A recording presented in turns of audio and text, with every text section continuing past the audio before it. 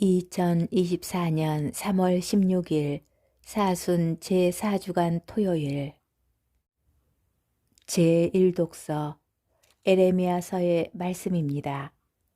주님께서 저에게 알려주시어 제가 알아차리게 되었습니다. 당신께서 저에게 그들의 악행을 보여주셨습니다.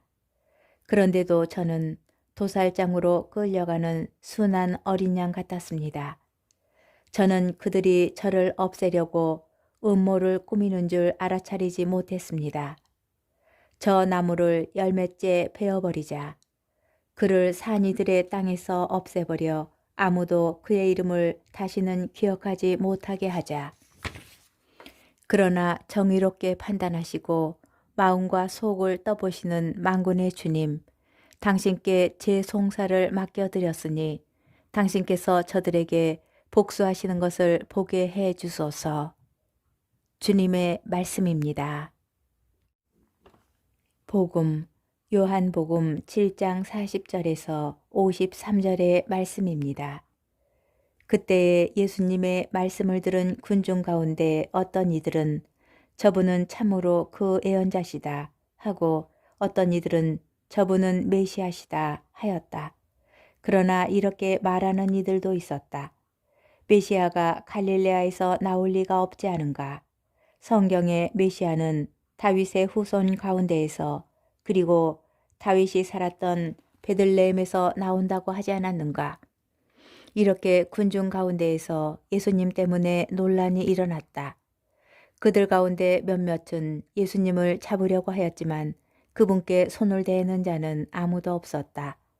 성전 경비병들이 돌아오자 수석 사제들과 바리사이들이 왜 그 사람을 끌고 오지 않았느냐 하고 그들에게 물었다. 그분처럼 말하는 사람은 지금까지 하나도 없었습니다 하고 성전 경비병들이 대답하자 바리사이들이 그들에게 말하였다. 너희도 속은 것이 아니냐. 최고의회 의원들이나 바리사이들 가운데에서 누가 그를 믿더냐. 율법을 모르는 저 군중은 저주받은 자들이다. 그들 가운데 한 사람으로 전에 예수님을 찾아왔던 니코데모가 그들에게 말하였다. 우리 율법에는 먼저 본인의 말을 들어보고 또 그가 하는 일을 알아보고 난 뒤에야 그 사람을 심판하게 되어 있지 않습니까? 그러자 그들이 니코데모에게 대답하였다. 당신도 갈릴레아 출신이라는 말이요. 성경을 연구해 보시오. 갈릴레아에서는 예언자가 나지 않소. 그들은 저마다 집으로 돌아갔다. 주님의 말씀입니다. 오늘의 묵상. 예수님 때문에 논란이 일어났다. 오늘 복음은 예수님께서 누구이신지에 대한 논란을 점진적 구조로 펼쳐 나갑니다. 전반부에서는 군중 사이, 후반부에서는 권력가들 사이의 논쟁이 나옵니다. 사회의 하층부부터 상층부까지 예수님에 대한 논란이 점차 고조되고 있음을 암시하고 있는 것입니다. 평범한 유다인들은 예수님을 예언자 또는 메시아로 인식하고 있었습니다. 그러나 최고 권력층의 수석 사제들과 바리사이들은 그분을 위험한 인물로 여깁니다. 결국 위험인물 예수를 잡으려고 성전 경비병들까지 보내지만 그분을 체포하지는 못합니다. 경비병들조차 그분처럼 말하는 사람은 지금까지 하나도 없었습니다 하고 감탄하며 연행을 주저하였기 때문입니다. 이에 지도층은 율법을 근거로 그들을 비난합니다. 율법을 모르는 저 군중은 저주받은 자들이다.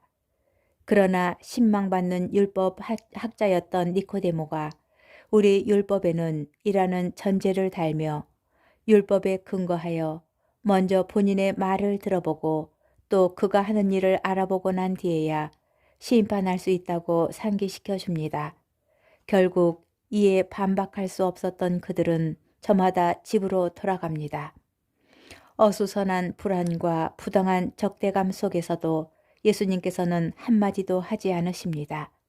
사람들의 논쟁과 격분과 폭력에 침묵하실 뿐입니다. 독서에 나오는 도살장으로 끌려가는 순한 어린 양처럼 당신께 제 송사를 맡겨드리는 자세로 계십니다. 사람들은 논쟁하고 술렁이며 요동치지만 예수님께서는 그 어느 때보다 견고한 침묵으로 마지막 때를 기다리십니다. 흔들리지 않는 신념과 존엄, 전정긍긍하지 않는 태도로 아버지의 뜻을 향하여 걸어가시는 그 거리만큼 구원이 우리에게 다가오고 있는 요즘입니다.